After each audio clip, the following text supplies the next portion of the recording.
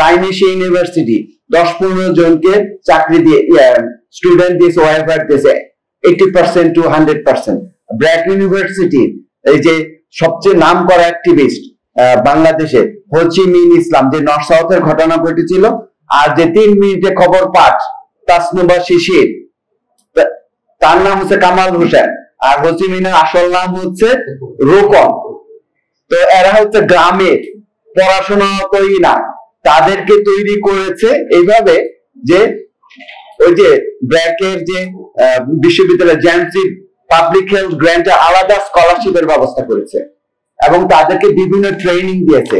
তাদেরকে মিডিয়া সামনে দিয়ে বামপন্থীদের ন্যারেটিভ প্রচার করেছে, পশ্চিমা ন্যারেটিভ প্রচার করেছে। এই বইতে বিস্তারিত স্ক্রিনশট সহ তাদের দাবিগুলো প্রথম আলো, ডেইলি স্টার, যেমন ধরেন প্রথম আলো এই 2 জন অ্যাক্টিভিস্ট তৈরি করার জন্য 2 বছরে 17টা প্রতিবেদন প্রকাশ করেছে শুধু প্রথম আলোই। যে রোকন এবং কামাল হোসেন, যে তাসনুবা শিশির 3 মিনিটে খবর পড়া, সে তো ট্রান্সজেন্ডার, এবং এদের যে ছবি যদি দেখেন আগে পরে তারাই ছবি পোস্ট করেছে। তো তার মানে এগুলো তৈরি করা হয়েছে উদ্দেশ্য প্রণোদিত ভাবে। এবং অ্যান্টার্কটিকা চৌধুরী ওরফে সাহারা চৌধুরী, সাফওয়ান রেবি একজন ভয়ঙ্কর ট্রান্সজেন্ডার অ্যাক্টিভিস্ট, তাকে ছোট মানুষ তাকে সামনে দিয়েছে। এটা একটা বড় পরিকল্পনার অংশ, কারণ সে 92 পাতার এলজিবিটি ম্যানিফেস্টো তৈরি করেছে। সেখানে আমাদের হত্যার পাশাপাশি সার্জিস আলমকেও হত্যা করার স্পষ্ট ভাবে লিখেছে এবং পুলিশ পোস্ট জ্বালাই দিবে, কোথায় মানে বিস্ফোরণ ঘটাবে, এই জিনিসগুলো তার প্রমাণ আপনি দেখতেছেন তার ফেসবুকে অস্ত্র বানানোর প্রশিক্ষণ।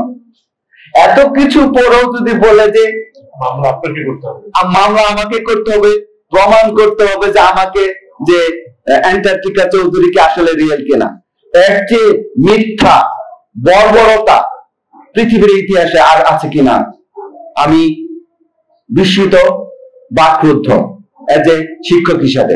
আমি কিন্তু দেখেন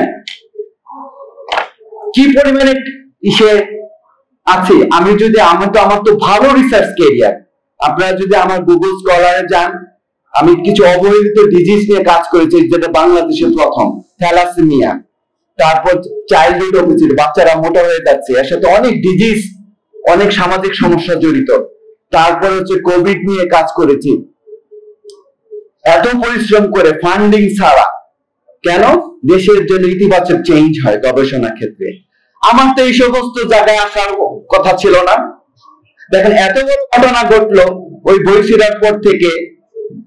বাংলাদেশে 10,000 প্রফেসর আছে ইউনিভার্সিটির, দেখেন কেউ আমার পক্ষে কথা বললো না। হত্যা যে দিয়েছে এটা নিয়েও কোনো শিক্ষক সংগঠন ওইভাবে কথা বলেনি। 250 জনের যে বিবৃতি দিয়েছে, এটা হচ্ছে আমরা রিকোয়েস্ট করেছি, আমাদের টিম রিকোয়েস্ট করে বিবৃতি জোগাড় করেছি।